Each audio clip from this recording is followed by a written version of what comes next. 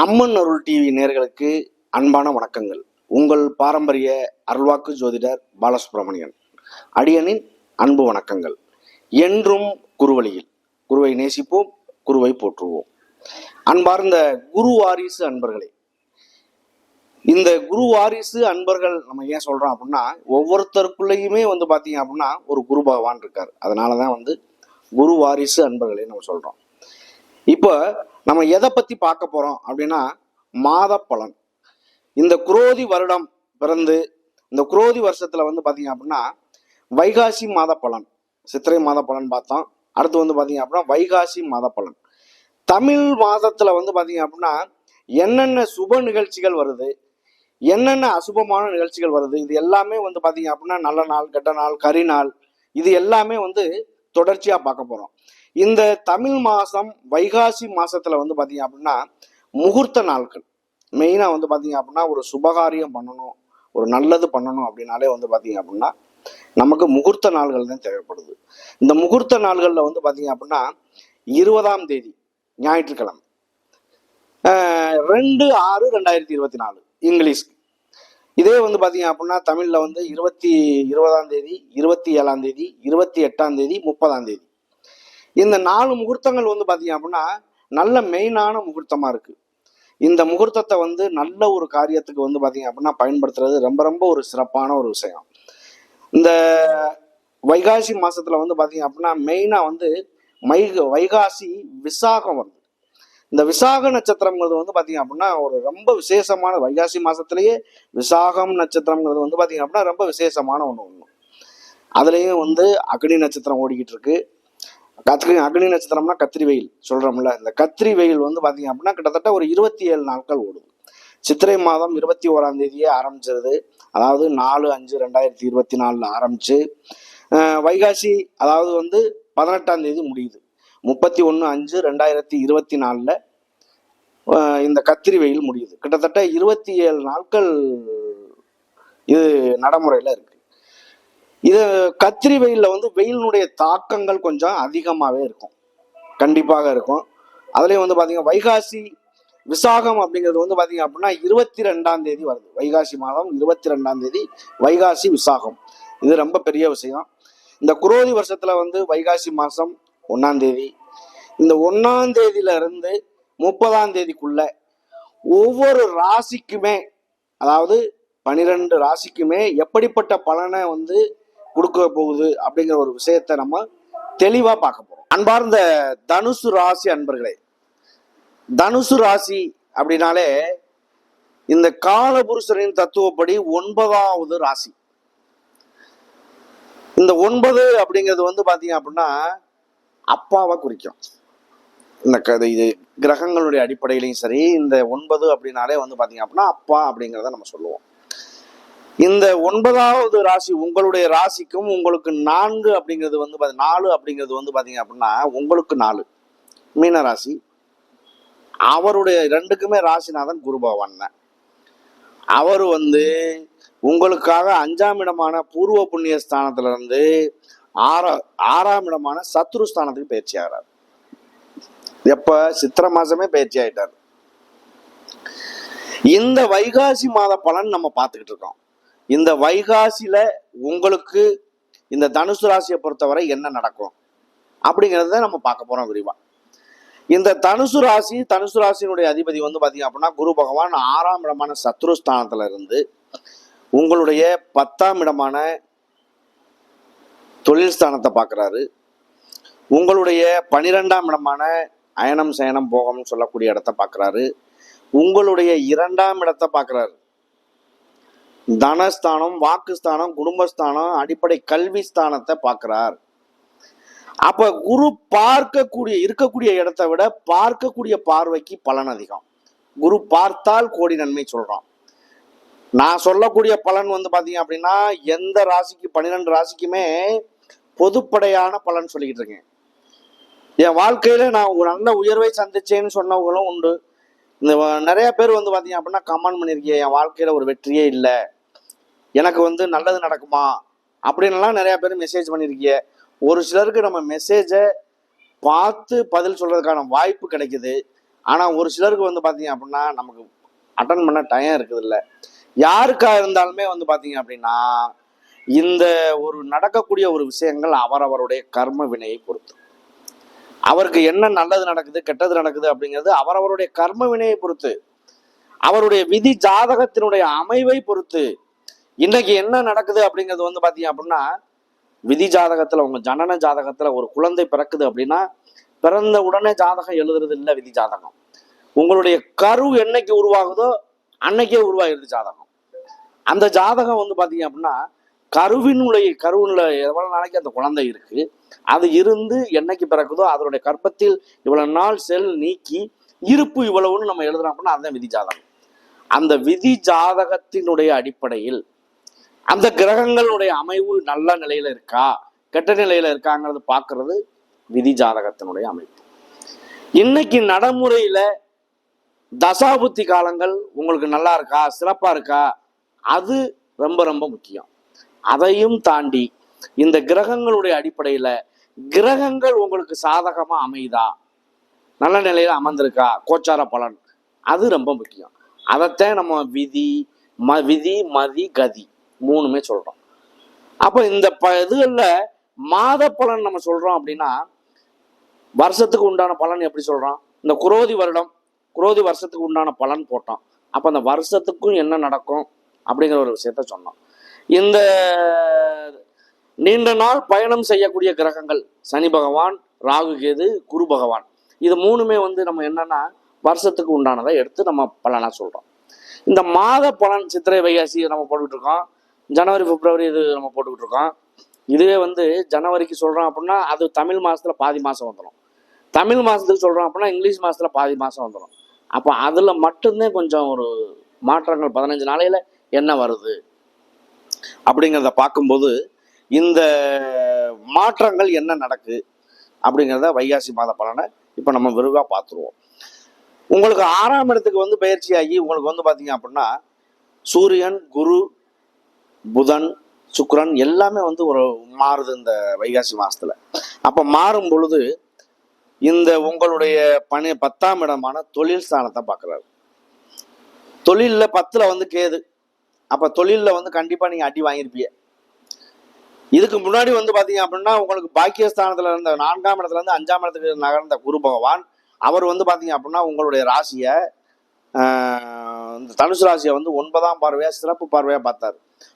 உங்களுக்கு வந்து பாதசனி ஓடிக்கிட்டு இருந்த காலங்கள் போய் மாறும் பொழுது உங்களுக்கு அது ஒரு நல்ல மாற்றமாக இருந்துச்சு. ஒரு வருஷமா குருவினுடைய பார்வையில் இருக்கையில் எந்த விதமான குறைபாடுகள் இருக்கிறதுக்கான வாய்ப்பு இல்லை. அப்படி குறையே இருந்தாலும் அது பாதிப்புக்கு உள்ளாகிறதுக்கான வாய்ப்பு இருக்காது. அப்ப இன்னைக்கு வந்து பாத்தீங்க அப்படின்னா உங்களுடைய 10ஆம் இடத்தை இன்னைக்கு குரு பகவான் பாக்குறாரு. 10ல் வந்து கேது பகவான் இருக்காரு. குரு பகவான் அங்க பார்க்கும்போது ஆன்மீக சார்ந்த விஷயங்கள் கண்டிப்பா நல்லது நடக்கும். கோயில் சார்ந்த விஷயங்கள், குருமார்கள், ஜோதிடர்கள், நீதிபதிகள் இவங்கெல்லாம் பாருங்க வந்து சட்டத்துறை அப்படிங்கிறத விட இந்த ஆன்மீக சார்ந்த விஷயங்கள் நல்லது நடக்கும். இந்த குருவும் கேதுவும் ஒன்னா இணைஞ்சிட்டா ஒரு நல்ல பாக்கியமா உள்ளவங்க வந்து பாத்தீங்க அப்படின்னா ஒரு விக்கிரகம் வைக்கிறதுக்கான ஒரு வாய்ப்பு கூட கிடைக்கும். நல்ல ஆன்மீகவாதிகள் உங்களுக்கு ஒரு விதி ஜாதகத்துல அந்த அமைப்பு இருக்கு அப்படின்னா ஒரு விக்கிரகம் வைக்கிறதுக்கான வழிகோல் கூட கிடைக்கும். விக்கிரகம் ஏற்கனவே வச்சு வணங்குறவங்களுக்கு அது ஒரு பெரிய நல்ல ஒரு மாற்றமா தரும். நல்ல பேர் வாங்குவீங்க அது மூலியமா. அப்படியெல்லாம் ஒரு வழிகள் உண்டாகும். தொழிலை பொறுத்தளவுக்கு குருவினுடைய பார்வைப்படும் பொழுது அங்கே ஒரு பாவி கிரகம் இருக்கு 10ல். அப்ப தொழிலில் வந்து கண்டிப்பா முன்னேற்றம் வரும், ஏமாற்றம் இருக்காது.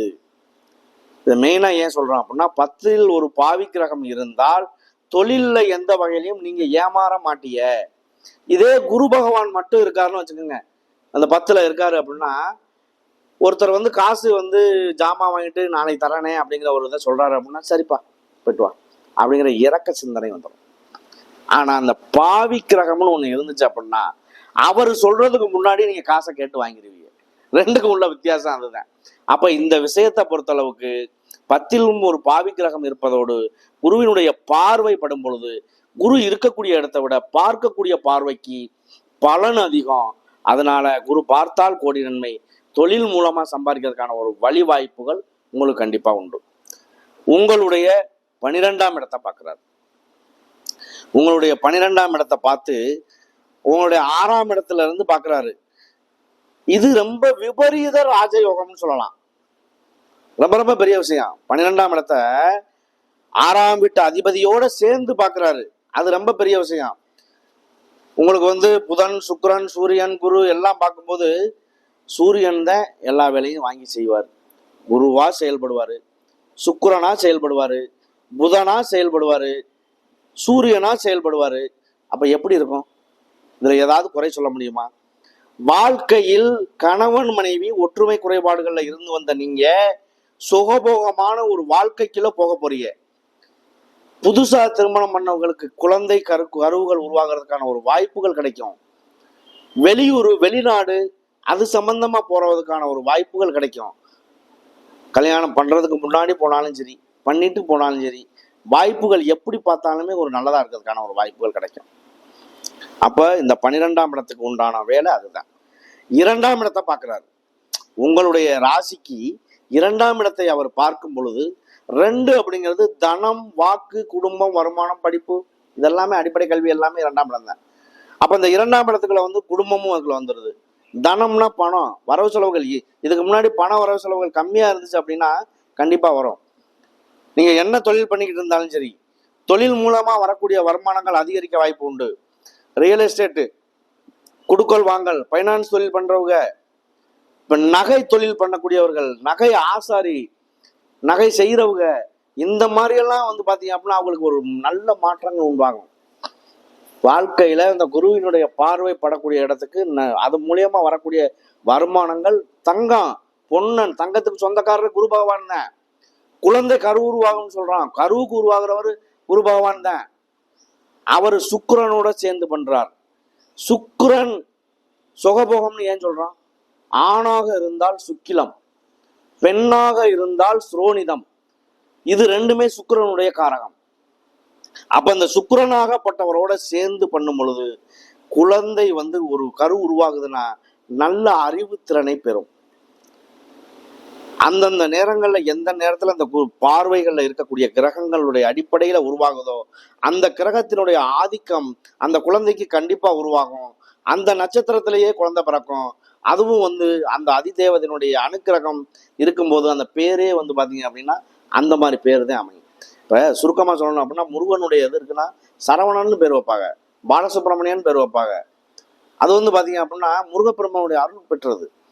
அந்த பேரை சொல்லி கூப்பிட கூப்பிட அவங்களுக்கு அந்த வைப்ரேஷன் ஆகப்பட்டது ஏறி நல்ல மாற்றத்துக்கு வருவாங்க. ஒரு நீசம் பெற்ற கிரகத்தினுடைய பேரை அவங்களுக்கு வச்சாங்க அப்படின்னா எப்படி இருக்கும்? அவங்களுடைய நிலை உயராது. பேரு வைக்கிறதுமே ஒரு குழந்தைக்கு பேரு வைக்கிறோம் அப்படின்னா என்ன பேரு வச்சா அவங்களுடைய வாழ்க்கையில இந்த குழந்தை நல்லது நடக்கும் அப்படிங்கிறதையும் யோசனை பண்ணித்தான் வைக்கணும். பெயர் வைக்கிறது மாற்றங்கள்ல அது ஒரு சரியில்லாம வச்சிடவும் கூடாது, அதுலயும் ஒரு மாற்றங்கள் உண்டு. அப்ப இந்த தனுசு ராசியை பொறுத்தவரை 2ஆம் இடத்தையும் பார்வையிடுவதனால் தனம், வாக்கு, வீட்டுக்குள்ளேயே மனைவி கிட்டேயே வந்து பாத்தீங்க அப்படின்னா ஒரு நல்ல பேச்சு இருக்காது, தாய்கிட்ட நல்ல பேச்சு இருக்காது, தந்தை கிட்ட நல்ல பேச்சு இருக்காது, பேச்சு வாங்குவார். அப்ப இந்த நேரங்கள் வாக்குஸ்தானங்கள் எல்லாம் பலிதம் உண்டாகும். கணவன் மனைவி ஒற்றுமை குறைபாடுகள் சரியாகும். தாய் தந்தையர்கிட்ட நல்ல பேர் கிடைக்கிறதுக்கான ஒரு வாய்ப்புகள் உண்டாகும். அப்ப இதெல்லாம் தாண்டி இதுல நடக்கக்கூடிய விஷயங்கள் வந்து பாத்தீங்க அப்படின்னா 3 நட்சத்திரங்கள் இதுல உண்டு. 3 நட்சத்திரங்கள்ல மூல நட்சத்திரம், பூராட நட்சத்திரம், உத்திராட நட்சத்திரம். மூலம் என்பது வந்து பாத்தீங்க அப்படின்னா கேது உடைய நட்சத்திரம். இந்த கேது பகவான் மூல நட்சத்திரம் அப்படிங்கிறதுனால விநாயகர் வழிபாடு, அதையும் தாண்டி ஆஞ்சநேயர் வழிபாடு.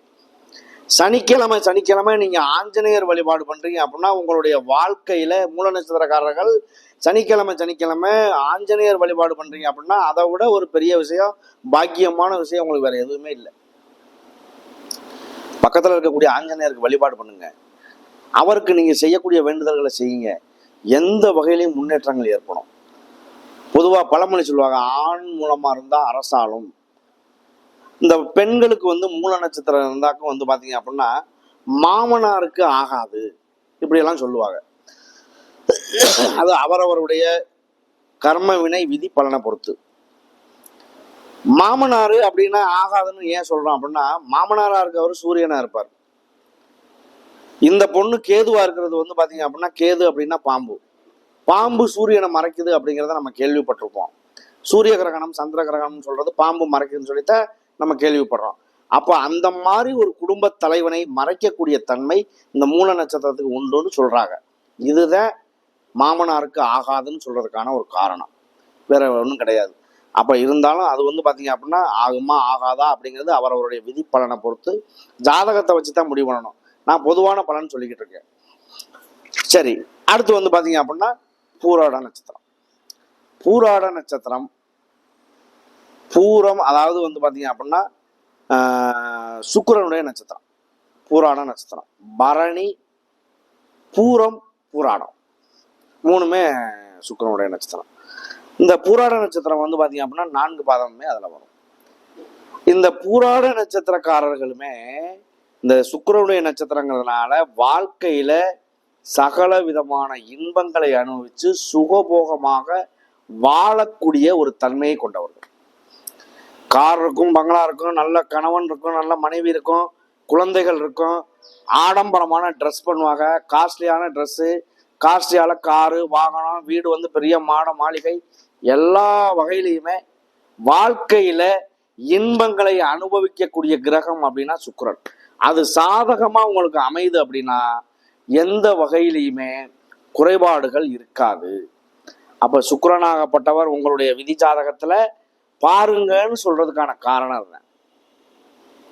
அப்படி இல்லை அப்படின்னா மாசத்துல சுத்தி வர்றாரு, வருஷத்துல மாதத்துல ஒரு வாட்டி சுத்தி வர்றாரு.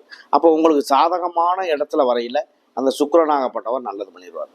இதுதான் மாதக்கோள்களுடைய தன்மை. அப்ப இந்த விஷயத்தை பொறுத்தளவுக்கு பூராட நட்சத்திரக்காரர்களுக்குமே இது வந்து ஒரு நல்ல ஒரு விடிவான காலம் தான், எந்த விதமான குறைபாடுகள் இல்லை. அடுத்து வந்து உத்திராடம். உத்திராட நட்சத்திரம் வந்து ஒரு பாதம் மட்டும் அதுல வரும், தனுசு ராசியில. உத்திராடம்ங்கிறது சூரியனுடைய நட்சத்திரம். சூரியனாகப்பட்டவர் உங்களுக்கு வந்து பாக்கியஸ்தானத்து அதிபதி, 9ஆம் வீட்டு அதிபதி. அவர் வந்து 6ல இருந்து 6ல இருக்கக்கூடிய கிரகங்கள் வந்து 3 கிரகங்கள் 4 கிரகங்கள் பக்கம் அதுல இணைவு வருது வைகாசி மாசத்துல. அந்த கிரகங்களோட இணைவுல உங்களை பார்க்கும் பொழுது உங்களுடைய பாக்கியஸ்தானத்து அதிபதியும் சூரியனுடைய நட்சத்திரமான நீங்களும் உங்களுடைய வாழ்க்கையில ஒரு வெற்றி தோல்விங்கிறத சந்திக்கக்கூடிய காலகட்டம். தோல்விங்கிறது வர்றதுக்கான வாய்ப்பு இல்லை, வெற்றிங்கிறத சந்திக்கக்கூடிய ஒரு காலகட்டம். இதை எப்படி சொல்றோம் அப்படின்னா, அரசு அதிகாரிகளாக இருக்கட்டும், வேற மற்ற வேலைகள் செய்யக்கூடியவராக இருக்கட்டும், வேலை மூலியமா அந்த அரசு அதிகாரிகள் மூலியமா ஒரு வெற்றி வாய்ப்பை சந்திக்கக்கூடியவர்களாக இருப்பாங்க. கண்டிப்பாக உயர் அதிகாரிகள், அதுலயும் பதவி உயர்வு, அரசியல்லையும் சரி. அப்ப இந்த மாதிரி ஒரு மாற்றங்கள் எல்லாமே வந்து பாத்தீங்க அப்படின்னா அவங்களுக்கு நல்லது நடக்கிறதுக்கான ஒரு வாய்ப்புகள் உண்டாகும், குறைபாடுகள் வரவே வராது. அப்ப இதை பொறுத்தளவுக்கு மூல நட்சத்திரம், பூராட நட்சத்திரம், உத்திராட நட்சத்திரம், இந்த ராசிக்காக குருவினுடைய பார்வை வந்து உங்களுக்கு 10ஆம் இடம், 12ஆம் இடம், 2ஆம் இடத்தின் பார்வை இருப்பதினால் உங்களுடைய வாழ்க்கையில இந்த வைகாசி மாத பலனானது பொன்னான மாதமா அமையறதுக்கான வாய்ப்பு உண்டு. வாய்ப்பை பயன்படுத்துங்க. நன்றி, வணக்கம்.